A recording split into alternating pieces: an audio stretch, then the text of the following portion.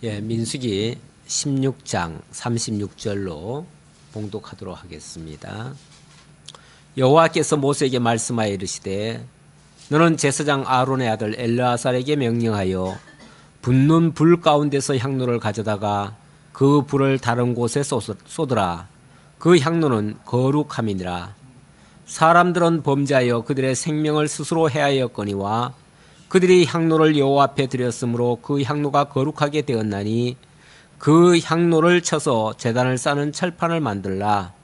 이스라엘 자손에게 표가 되리라 하신지라. 아멘. 이스라엘 자손에게 표가 되리라. 뭘로 표를 삼는다고요? 그 향로를 다시 쳐서 그걸로 번제단을, 이 제단을 쌓는 이 철판을 만들어 가지고 그걸로 백성들에게 표가 되게 해라. 이 표라고 하는 거는 뭔가를 분명하게 각인시키려는 거죠. 잊지 못하게 하려는 거죠. 그걸 볼 때마다 생각나게 하려는 거죠. 그게 표지요. 표인데, 자, 무슨 표입니까? 여기에 들어가는 이 향로가 어떤 향로입니까? 지난번에 고라당들이 뭘 했죠? 반역을 했죠. 당을 지어가지고 온의 온의 자손들과 또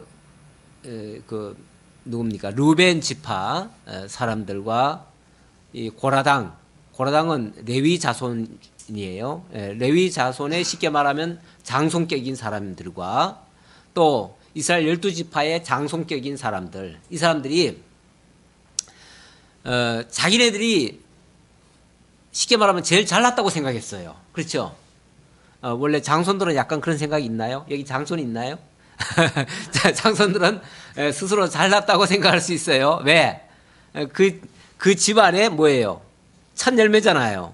첫 열매고 어찌 보면 그 집안에서 제일 먼저 아들이 태어나면은 아마 그 가정에서는 보배처럼 여길 거예요. 귀하게 여길 거예요.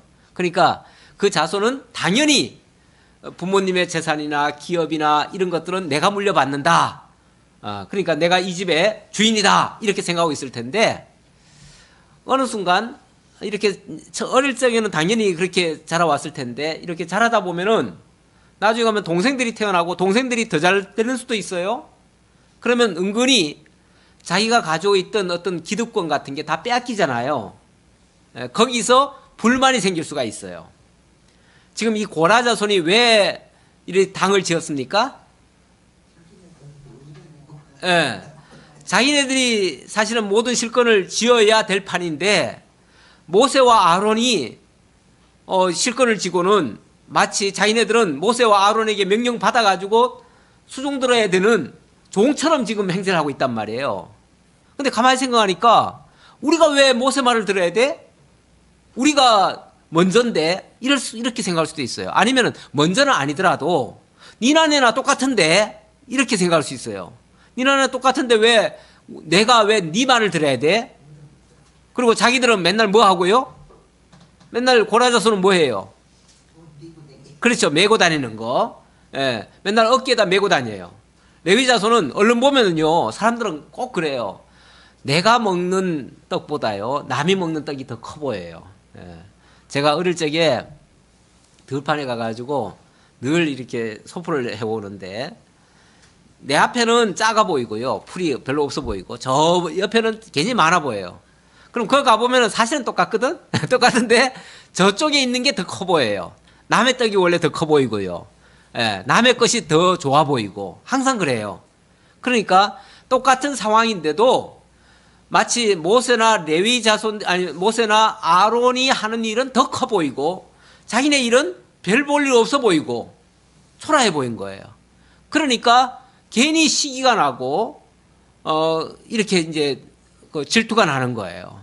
그러다 보니까 당을 짓는 거예요. 근데 거기에 이스라엘 12지파 중에서 제일 맏형경인 그 르벤 지파도 마찬가지예요. 똑같은 심정이에요. 그들도 우리가 모든 지파 중에 우리가 으뜸인데 왜 가만히 보면은 유다가 제일 앞장서잖아요. 맨날. 그렇죠? 예. 그 12지파가 그 대회를 정비했잖아요. 대회를 정비하는데 제일 앞장선 지파가 누구예요? 유다예요. 언제나 유다가 앞장서. 유다는 넷째인데. 그러면 르우벤 입장에서 봤을 때는 아니 내가 맏형인데 왜 내가 맨날 옆에서 그냥 옆에서 보조만 해야 되고 저 앞에서는 맨날 유다 지파가 가고 우리가 왜 모세 말만 일방적으로 들어야 되고 이래야 되냐. 뭔가 억울한 느낌이 들어요. 이 억울한 느낌이 들 때 누가 끼죠? 마귀가 끼죠. 마귀가 옆에서 살짝 건드리죠. 너 이런 일을 당했지? 너 억울하지? 야, 우리 이러지 말고 우리 힘을 모아서 저거 무찌르자. 이렇게 이제 옆에서 수석거리는 거죠. 뭐라고 자극을 주니까 그래, 맞아. 이게 이제 합세하는 거예요. 원래 불만 세력들은요, 잘 합세가 돼요. 그래가지고 힘을 모아가지고 당을 지어버린 거예요. 그렇게 비신앙적인 어떤 의견으로 어떤 그 이해관계로 이렇게 뜻을 모으는 거, 그걸 뭐라고 그러냐면 당이라고 그래요. 그걸 당 짓는다고 그래요. 이거는 신앙적으로 보면은 굉장히 나쁜 거예요. 나쁜 건데 어쨌든 그렇게 해서라도 힘을 모을 수가 있어요. 그렇게 힘을 모았는데 거기에 이스라엘의 아주 그 당시 지도격에 있는 250명의 지도자들이 아니 그 제일 어떻게 보면은 제일 앞장섰던 그런 사람들이 그 말을 하니까 아 그래 맞아 하고서 같이 동조를 해버렸어요. 그래서 처음에는 두세 명이 의견을 모았는데 거기에 250명이 합세를 해버렸어요. 그러니까 이거는 완전히 조직적인 모든 지도자들이 그냥 한꺼번에 모세한테 반란을 일으킨 셈이 돼버렸어요. 결론적으로는. 일이 심각해졌죠. 그러니까 이걸 하나님께서 만약에 중재를 해주지 않으면, 하나님께서 정리를 해주지 않으면 이 큰일 나게 생겼어요. 저들이 이제 조직적으로 반항을 하고 거기에 군대 장관 내세워가지고 쉽게 말하면 쿠데타를 하는 거죠. 쿠데타를 해가지고 모세를 제거하고 백성들을 이끌고 다시 애굽으로 돌아가려고 하는 거예요. 그러면서 지난번에 그랬잖아요. 애굽 땅이 젖과 꿀이 흐르는 땅이었다고 이렇게 얘기를 하잖아요. 우리 사람들이요 어려움에 빠지면요 아 옛날이요 그래요. 과거가 좋았다고. 현실이 항상 그래요. 현실이 항상 좋다고 느끼는 사람보다는요 과거가 좋았다고 생각하는 사람들이 더 많아요. 물론 뭐 긍정적인 사람들은 그렇게 하지 않겠지만 부정적인 사람일수록 그렇게 해석을 많이 해요. 자 이렇게 해서 조직적으로 되니까 하나님께서 향로 250개를 준비해 가지고 그 250명의 지도자들 보고 내일 그 향로를 가지고 다 나와라. 그래 가지고 과연 모세의 향로에, 모세와 아론의 향로에 하나님이 임하실는지 아니면은 저들 250명의 그 향로에 하나님께서 임재하실는지 어느 곳에 하는지 하나님의 쉽게 말하면 판단을 받아보자. 그렇게 한 거죠. 그랬는데 그 다음날 이른 아침에 이제 다 모였어요. 모였고 또 백성들까지도 다 또 구경하도록 했어요. 그래서 백성들 보는 앞에서 250대 2가 이제 딱 이제 대결을 하는 거예요. 대결을 하는데 하나님께서 갑자기 저들 250명 곁에는 아무도 있지 말아라. 다 물러나라. 그랬어요. 백성들 모두 다 물러나라 그랬어요. 물러나라 그랬는데 어떤 사람들은 우리가 왜 물러나? 우리는 이쪽 편이야. 하고서 거기에 같이 합세한 사람들도 있겠죠. 있고 또 그 하나님의 경고에 물러나는 사람들도 있어요. 근데 그 다음 사건이 어떻게 일어났죠? 갑자기 땅이 갈라지죠. 땅이 갈라지더니 그 250명과 그들 곁에 있던 그 가족들 몽땅 다 그 속으로 빠져들어가 버렸어요. 땅 속으로. 그리고는 마치 아무 일 없었듯이 땅이 그냥 딱 입을 아물어 버렸어요. 뭐가 되어버렸어요? 마치 쪽집게처럼 하나님께서 그들을 심판해 버리신 거예요. 이러고 나니까 그들은 이제 다 멸망을 당했는데 거기서 남은 흔적이 있어요. 그 남은 흔적이 뭐예요? 향로예요. 향로. 향로는 그들이 향로를 앞에 놓고 이제 아마 했던가 봐요. 그랬는데 그 향로는 하나님이 향로는 죄가 없어요. 그렇죠? 향로는 죄가 없잖아요. 향로는 죄가 없으니까 하나님이 그 향로는 그 담은 불을 갖다가 엘르아살 제사장 보고, 아론의 아들이죠. 아론의 아들 엘르아살 보고 그 향로의 불을 다 어디 한 군데다가 다 갖다 부어라. 붓고 이 향로는 따로 모아가지고 그것을 쳐가지고 이제 녹이고 치고 하겠죠. 그래가지고 이거는 번제의 표면, 그걸 싸는 그 철편으로 사용해라. 이렇게 명령하신 거예요. 그러면서 그 번제단이 뭐 하는 곳이에요? 예, 번제단은 이제 짐승을 잡아서 바치는 곳이죠. 짐승을 원래 잡아가지고 네 다리를 그 번제단 네 기퉁에다가 묶어요. 묶어놓고 밑에서 불을 태우면은 그 짐승이 온전히 하나님 앞에 태워드려져요. 태워드려지는데 그런 재단의 어찌 보면 상징물이 되는 거예요. 근데 그 번제단은 다른 말로 하면 이게 이제 하나님께 제사 드리는 제단이기는 하지만 그 제단은 어찌 보면 그 짐승이 죄를 위해서 희생되어지는 곳이에요. 그러니까 어찌 보면은 죄를 태우는 저주의 제단이에요. 저주의 제단. 예. 그러니까 저주의 장소예요. 저주의 장소. 예. 왜냐하면 죄에 대해서 죽는 장소잖아요. 그렇죠? 의로운 짐승이 죄를 대신해서 죄를 대속하기 위해서 희생되어지는 곳. 그래서 저주의 상징물이에요. 그 저주의 상징물에 이 마치 저주받은 듯한 이 향로를 사용하는 거예요. 그러면서 이제 바칠 때 그렇게 표현을 하지요. 표현은 38절에 사람들은 범죄하여 그들의 생명을 스스로 해하였거니와 그들이 향로를 여호와 앞에 드렸으므로 그 향로가 거룩하게 되었나니. 예, 이렇게 말합니다. 사람들은 범죄해서 하나님 앞에 이제 저주를 받아가지고 생명이 죽어졌지만 사실 그 향로는 죄가 없잖아요. 그리고 그 향로는 하나님 앞에 향을 온전히 드린 결과가 됐잖아요.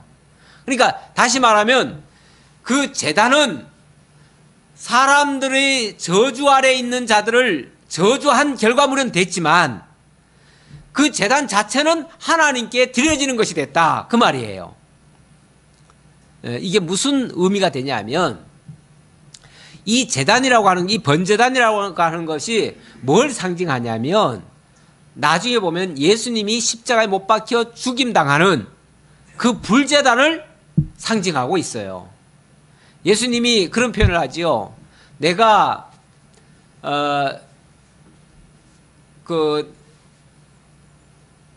세례를 얘기하면서 내가 불세를 받기까지 얼마나 답답하겠느냐 그런 표현을 해요.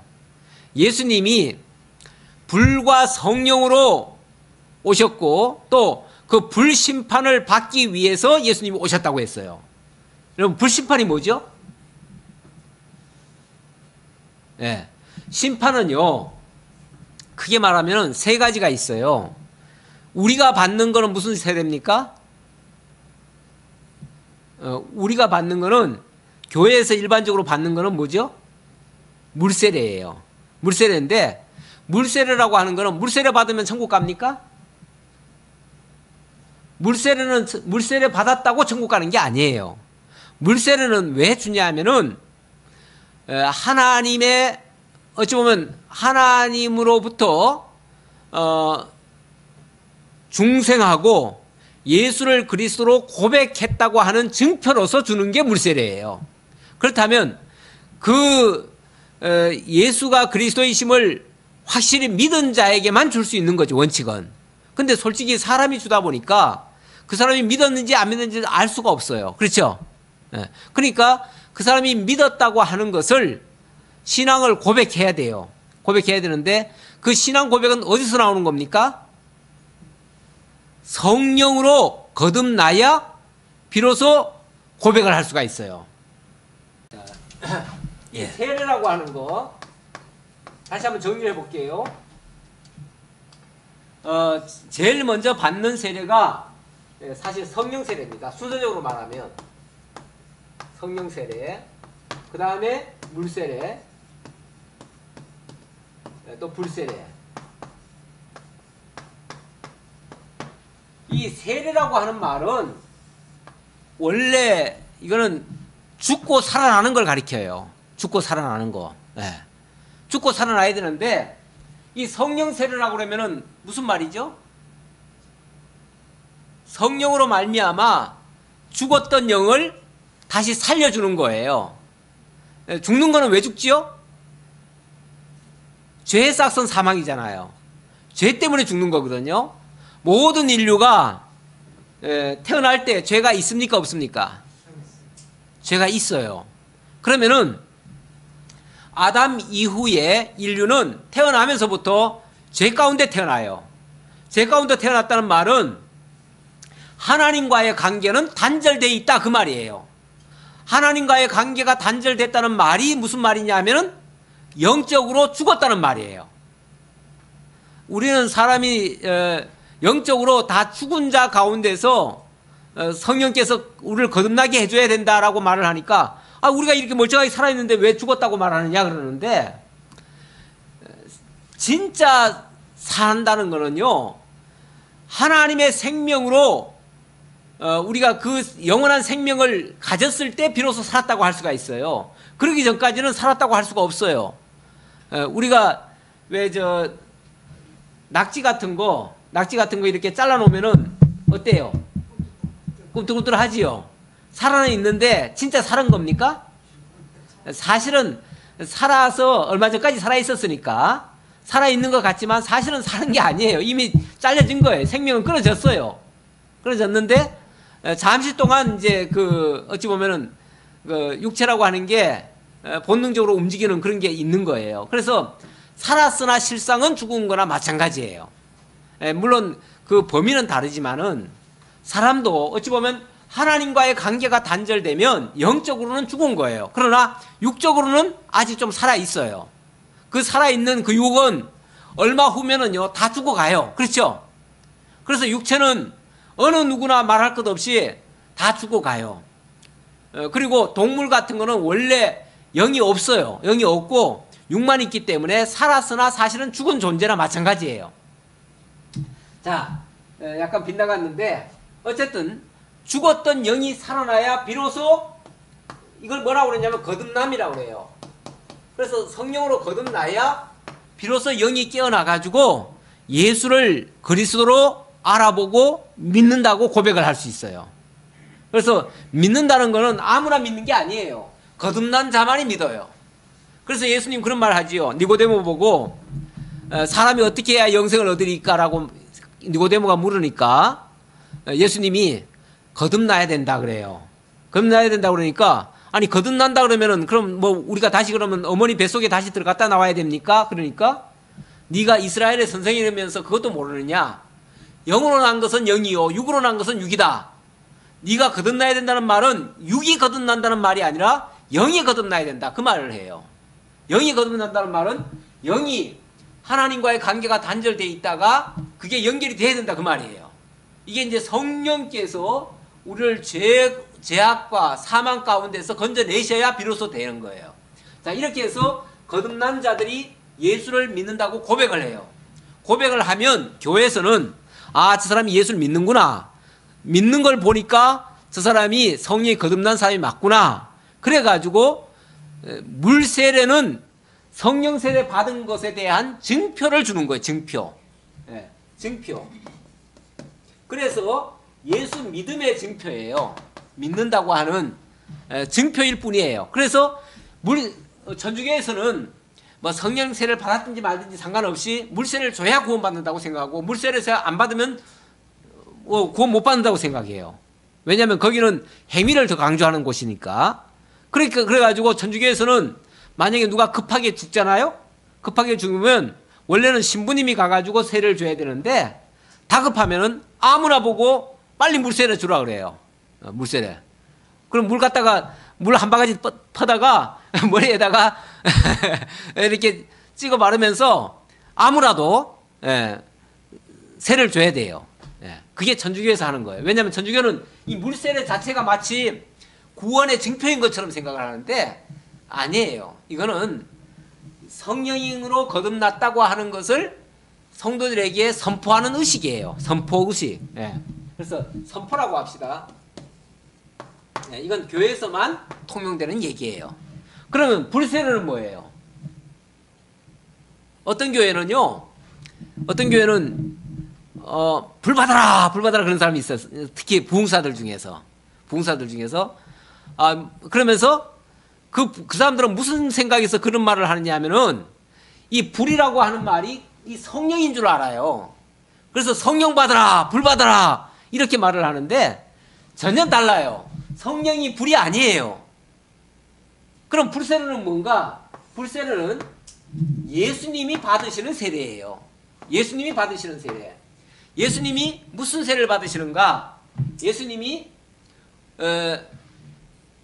너희는 이제 물세례를 받지만은 몇 날이 못 되어 나는 불과 성령으로 세례를 받으리라 이런 말씀하시죠. 예수님은 이 불세례를 받으셔요. 불세례를 받으시는데 이 불세례가 뭐냐면 번제단에서 짐승이 태워 죽임 당하듯이 바로 십자가에 못 박혀 죽임 당할 것을 가리키는 말이에요. 그래서 예수님이 십자가에 못 박혀 죽으심, 십자가죠, 십자가. 이 십자가가 바로 불세례가 되는 거예요. 자, 바로 그 십자가가 구약 시대에 이 십자가가 그러니까 저주의 십자가 아닙니까? 그렇죠? 십자가가 저주예요. 저주의 상징이에요. 왜 제가 이 번제단 얘기하다가 그 얘기가 나왔냐면 이 번제단이라는 게 바로 저주의 상징이다. 그래, 그 말이에요.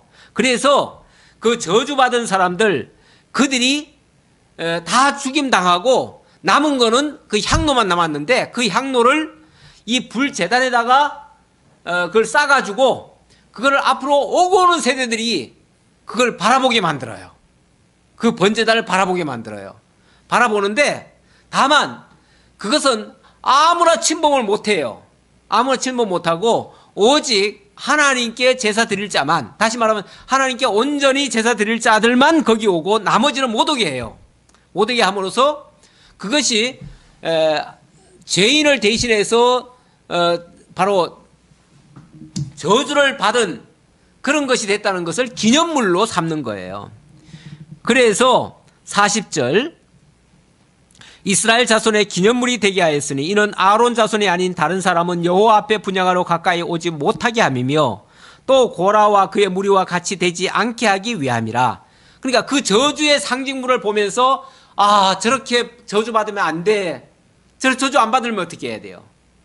물론 그곳은 이제 의로운 제물이 그곳에 제사 드려져야 되고 다른 사람들은 그 저주를 받지 않아야 된다 그 말이에요. 그래서 나중에 이것은 예수 그리스도가 저주받을 것을 가리키는 거기 때문에 예수 그리스도의 저주로서 우리는 다 구속함을 받는 걸로 해결은 되지요.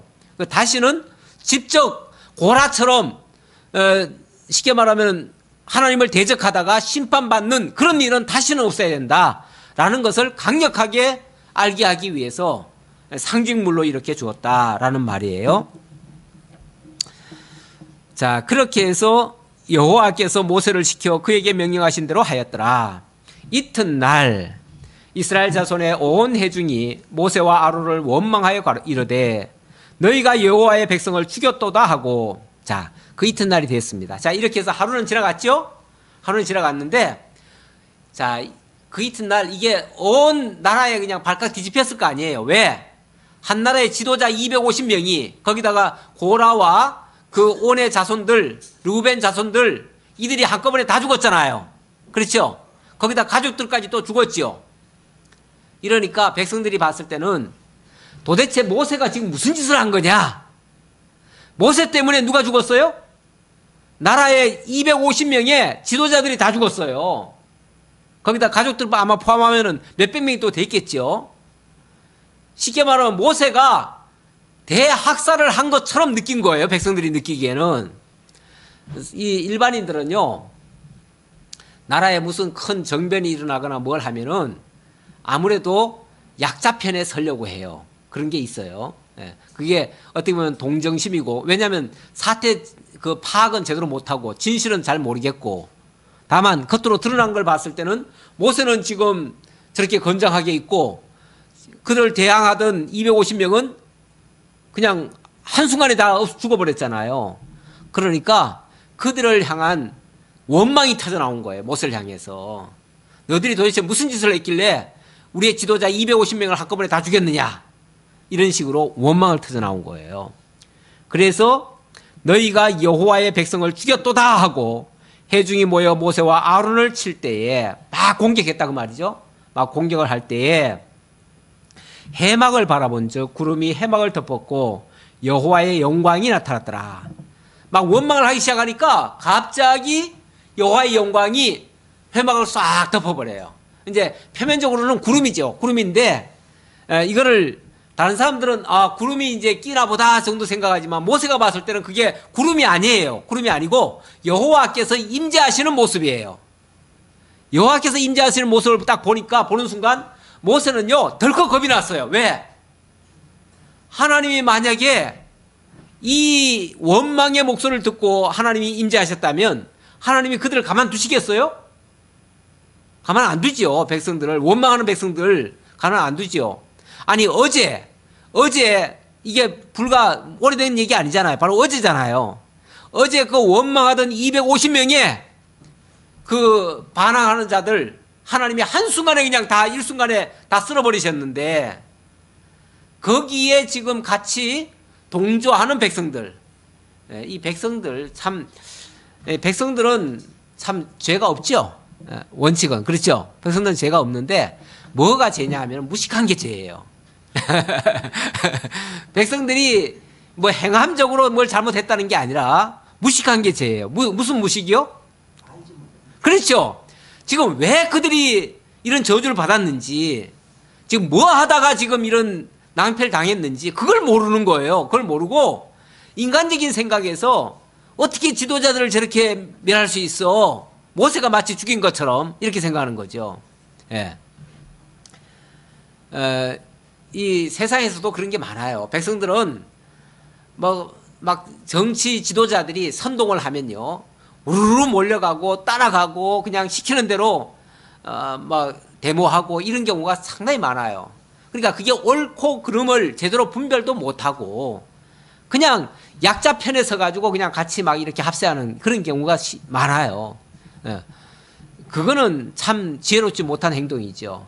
무슨 일이 발생하면 왜 그렇게 일이 발생했는지, 원인이 어디 있는지, 무슨 목적에서 무슨 결과가 나올는지 그런 걸 좀 파악하고 냉철하게 이렇게 좀 판단을 할 줄 알아야 되는데 그냥 우르르 몰려가고, 이쪽이 그냥 뭐가 힘을 얻었다 하면 그쪽으로 몰려가고, 저쪽이 힘을 얻었다 그러면 저쪽으로 몰려가고, 그래서 어떨 때는 보면은 왜 투표할 때 보면 잘 나타나잖아요. 누가 어떻게 선동하고 뭐 거짓말이라도 자관 선동해 놓으면 그쪽으로 그냥 표가 와르르 몰려가죠. 그러다가 어느 순간 보면은 정반대 결과가 또 나와요. 같은 국민이 투표를 하는데 정반대로 나와요. 이거 뭐 하자는 거예요? 옳게 판단했다는 거예요? 국민이 현명했다는 얘기예요? 아니죠. 분위기에 휩쓸렸다는 거죠. 그 시대에 어떤 지도자들의 말에 선동이 돼가지고 막 휩쓸려 다녔다는 얘기예요. 이렇게 옳게 분별을 못하는 다수의 군중들이 있어요. 군중들은 그걸 군중심리라고 그래요. 이 군중심리는 누가 선동하면은 그냥 우르르 딸려가는 그런 특성이 있어요. 어쨌든 이렇게 백성들이 모여가지고 막 원망을 해제키니까 모세는 뭐 그 백성들이 잘못되기를 원치 않지요. 하지만 하나님은 진노를 쏟으시려고 하는 거죠. 이놈들이 지금 뭣도 모르고 지금 이렇게 원망을 하는구나 해가지고 하나님께서 그냥 하나님의 영광이 임재했어요. 임재했다는 것은 모세가 봤을 때 굉장히 이거 위급한 상황이에요. 네. 그래가지고 43절 모세와 아론이 해막 앞에 이르매 여호와께서 모세에게 말씀하여 이르시되 너희는 이 회중에게서 떠나라 내가 순식간에 그들을 멸하려 하노라 하시매 그 두 사람이 엎드리니라. 하나님이 모세 보고 야 빨리 너희들은 비켜, 너희들 다 빠져, 내가 이 원망하는 무리들 내가 한꺼번에 다 쓸어버릴 거야, 이렇게 말씀하시죠. 그런데 모세가 이거는 기뻐할 일은 아니죠. 자기들한테 원망한다고 그 원망하는 자들이 다 망하면 되겠어요? 지금 어리석고 미련하고 정말 바보 같은 행동을 취하지만은 그래도 내 백성인데, 그렇죠? 예, 그래도 우리 백성인데 백성들이 망하면 안 되니까 모세가 하나님 앞에 먼저 엎드렸습니다. 엎드리고 빨리 아론아 빨리 그 향로 갖다가 하나님 앞에 제사부터 빨리 드려라. 그래서 쉽게 말하면 하나님 노여움을 빨리 풀어드려라 그 얘기지. 예. 그러면서 우리가 잘못했다는 것을 고백하는 것이 바로 쉽게 말하면 제사예요. 제사니까 빨리 제사 드려라. 우리가 지금 잘못했다. 하나님 안 그러면은 하나님께서 엄청나게 진노하실 거다. 그러는 거죠. 그래가지고 향로를 가져다가 제단에 불을 그것을 담고 그 위에 향을 피워가지고 급히 회중에게로 가서 그들을 위하여 속죄하라. 여호와께서 진노하셨으므로 연병이 시작되었습니다. 예. 하나님이 한꺼번에 몰살시킨다면은 무슨 방법이겠어요? 예, 그건 연병이죠, 연병. 우리 옛날에 연병하네 뭐 이런 말 있잖아요. 지금으로 말하면 그게 이제 콜레라 같은 거, 전염병이에요, 전염병. 꼭 뭐 콜레라 아니더라도 뭐 여러 가지 전염병들이 있어요. 그 전염병이 한번 돌면은 그냥 와르륵 죽지요. 예. 그러니까 무슨 마치 하나님께서 한순간에 그냥 공기로 인해 가지고 전염병이라는 게 공기로 다 쓸어버리는 거 아니에요. 그러니까 숨만 쉬면은 다 죽는 거죠. 숨만 쉬면은 그 병에 오염이 돼 가지고 연병이 걸려 가지고 다 죽는 거죠. 자, 이렇게 시작됐다는 걸 이 모세는 벌써 직감적으로 알았어요. 그래가지고 빨리 이걸 멈춰야 된다. 빨리 해라 그랬어요. 그래서 아론이 모세의 명령을 따라 향로를 가지고 회중에게로 달려간 즉 막 급하니까 막 달려갔어요. 백성 중에 이미 연병이 시작돼 버렸어요. 연병이 시작되었는지라 이에 백성을 위하여 속죄하고 죽은 자와 산 자 사이에 섰을 때에 연병이 그치니라. 막 너무 신속하게 이게 막 퍼져나가는 거예요. 퍼져나가는데 이쪽에는 막 쓰러져 가고 있어요. 근데 이쪽에는 아직 죽지 않은 사람이 있어요. 근데 막 어쨌든 막 계속 죽어져 넘어지고 있는 중인데 막 아론이 막 달려가가지고 어쨌든 살아있는 자라도 살려야 되니까 막 달려가가지고 살아있는 자 곁에 딱 선 거죠. 섰더니 여기까지는 죽었는데 더 이상은 안 나가는 거예요. 이게 이제 산자와 죽은 자 사이에 아론이 섰다는 거죠. 그러니까 여기까지 하나님께서 아론이 이제 그 제사를 드리니까 그 제사에 의해서 이미 죽은 자들은 할 수 없고 나머지들은 그 연병이 그쳤더라. 하나님께서 그 제사를 받으셨다. 이제 그런 뜻이죠. 자, 이렇게 해서 엄청난 이제 사건이 한번 휩쓸고 갔는데 그래도 어떻게 보면 참 불행 중 다행이죠. 이게 불행은 불행인데 그래도 천만 다행이죠. 많은 것 중에서는 그나마 좀 다행이라는 거죠. 예. 천만 다행. 예. 뭐 천만 건이 생겼을 그 일에 천만 명이 다 죽을 판에 그래도 일부라도 산 게 다행이다. 그런 얘기죠. 고라의 일로 죽은 자 외에 연병에 죽은 자가 14,700명이었더라. 그래서 숫자를 세하려 보니까 그 순간에 죽은 자들이 무려 14,700명이나 되더래요. 고라의 사건까지 포함하면 거의 15,000명이 되는 거죠. 예, 15,000명이. 예. 연병이 그침에 아론이 해망문 모세에게로 돌아오니라. 이렇게 해서 엄청난 한번 회오리 바람이 불었습니다. 어마어마한 태풍 같은 이런 바람이 불었습니다. 자, 그리고 나서 17장입니다. 17장. 이렇게 사건이 한번 지나가면 그냥 이런 일이 있었다 그리고 그냥 넘어가면 됩니까? 그 사건이 오고 오는 후세들에게 뭐 해야 됩니까? 교훈이 되어야 되고요. 경계가 되어야 됩니다. 그래야 다시는 이런 일을 뭐 해요? 반복하지 않죠. 반복하면 안 되잖아요. 그렇죠? 그래서 이 잘못된 것은요. 잘못된 것에 끝나는 게 아니고요. 잘못된 것은 이 다음에 더 이상 잘못되지 않게 하는 하나의 경계의 거울이 돼요. 그래서 잘못됐을 때에 잘 배워야 된다고 그래요. 잘못되었을 때, 그러니까 잘 되었을 때의 교훈과 잘못되었을 때의 교훈. 어느 게 더 클까요? 잘 되었을 때 1을 배웠다면 잘못되었을 때는요 100을 배운다고 그래요. 예를 들면 그러니까 이 잘못된 것이 꼭 잘못된 것만은 아니에요. 왜?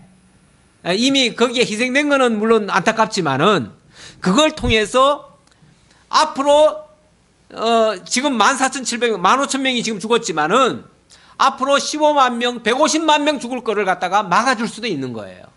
이게. 그러니까 사실이 잘못되었을 때 그거에 대한 교훈을 아주 뼈저리게 느껴야 돼요. 그러니까 잘못된 것을 무조건 잘못됐다고 책망만 할 게 아니고 그걸 거울로 삼자. 거울로 삼으려면 그 표징을 만들어 놔야 돼요. 그렇죠? 표징을 만들어 놔야 누구든지 오고 오는 세대들이 그걸 바라보면서 다시는 거기에 참여하지 않죠. 그런데 야, 이거는 우리 일생에 이건 정말 잘못된 거야. 이런 거는 창피해. 누가 볼까 겁나. 그러니까 이걸 어떻게 해야 돼? 없애버리자. 이런 부끄러운 역사는 없애버리자. 이러면은 교훈이 될까요, 안 될까요? 교훈이 안 돼요. 교훈이 안 되면 그 다음에 어떻게 될까요?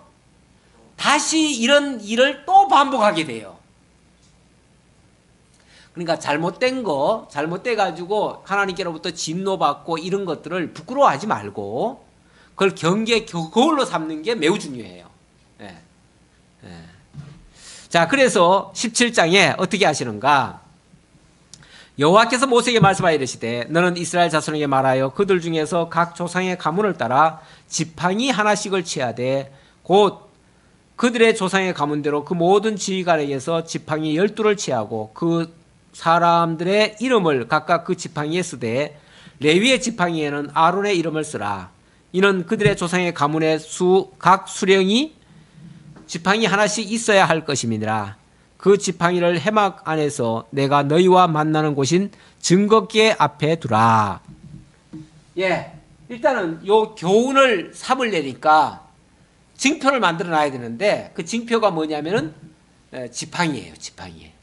이 지팡이라고 하는 거는 이것도 이제 지팡이라고 하는 게 어떤 지도자들마다 하나씩 상징물처럼 가지고 있는 거예요. 있는데 어느 지도자가 진짜 하나님이 세운 지도자인지, 물론 뭐 역할은 다 다르니까 다른 역할들에 다 지도자이긴 하지요. 그러나 하나님 앞에 제사 드리는 자의 위치, 그 역할은 누가 해야 되는지를 지금 알려주겠다는 거죠.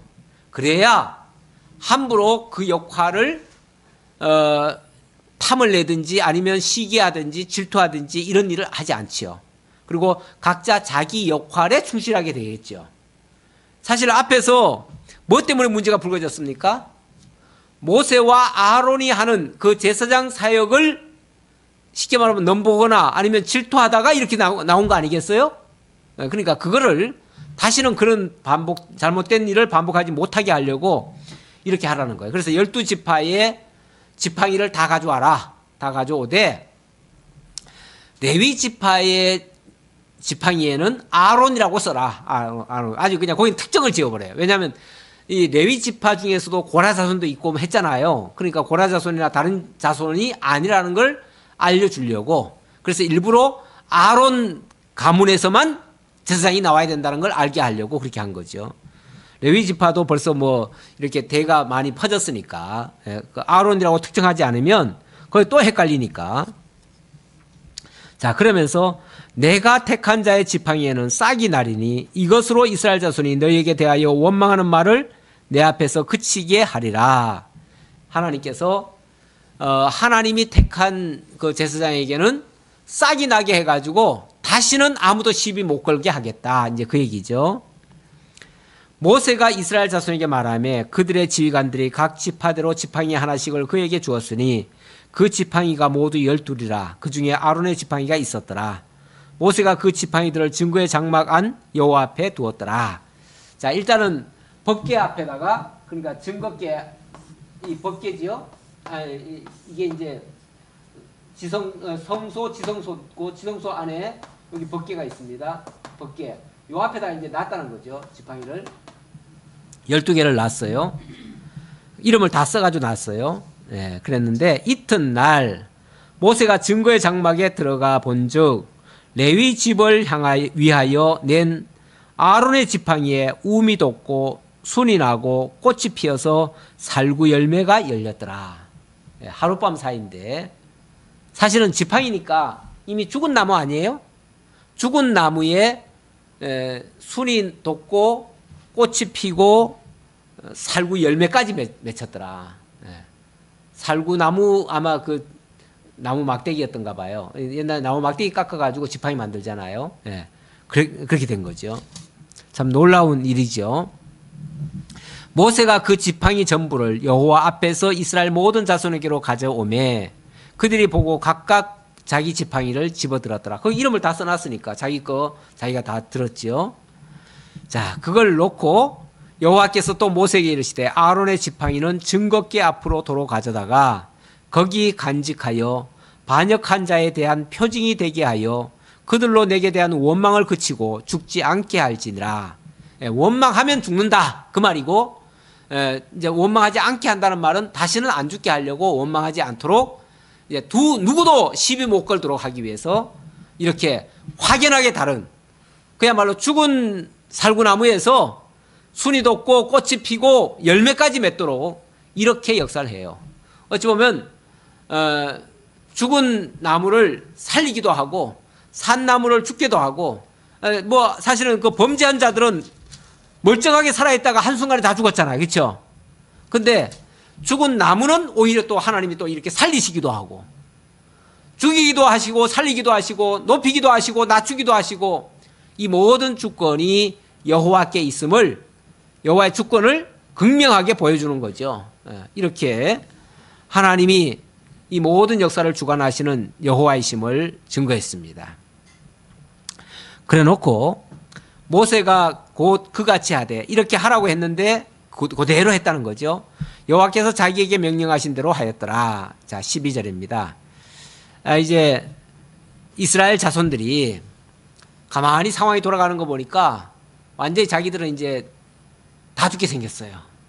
조금 전까지는요, 자기들은 뭐 아무 죄가 없는 줄 알고 이스라엘 12지파 지도자들, 250명 죽은 지도자들, 그들이 정당하고 모세가 뭐 잘못한 것처럼 이렇게 생각을 했다가 지금 이런 놀라운 역사가 일어나는 걸 보고는 모두가 다 항복하는 거죠. 그리고 또 반대로 자기들은 결국은 악한 자 편에 섰던 거 아니에요? 악한 자 편에 섰고 잘못된 걸 알지도 못한 채 원망하고 불평하고 했던 거잖아요. 그렇죠? 거기에 오염이 돼가지고, 그 유혹에 오염이 돼가지고 결국은 원망하는 일을 했었는데, 알고 보니까 그렇게 했던 사람들 다 죽었잖아요. 그러니까 자기들도 결국은 죽을 자라는 것을 깨달은 거죠. 우리가 가장 뻔뻔한 사람은요, 죄인이 아닌 줄 아는 사람들. 어떤 사람들은 예수 안 믿는 사람들이 우리 회개하고 예수 믿으라 그러면은, 내가 무슨 죄인도 아닌데 무슨 회개를 해, 이렇게 말하는 사람 있죠. 진짜 죄인이 아닙니까? 죄인이 아닌 줄로 알고 있는 거죠. 다시 말하면 자기는 의롭고 거룩하고 깨끗한 줄로 착각하는 사람들이에요. 그게 사실은 죄예요. 예수님이 이스라엘 사람들한테 회개하고 뭐 하라 그러니까, 우리가 죄 지은 적이 없는데 무슨 우리가 그러냐 그러니까 너희가 소경이다 그래요. 우리가 왜 소경이냐고, 우리가 다 똑바로 보고 있는데. 그랬더니 너희가 본다고 하니 너희 죄가 그저 있느니라, 이렇게 표현을 해요. 어떻게 들으면은 역설적인 표현 같죠?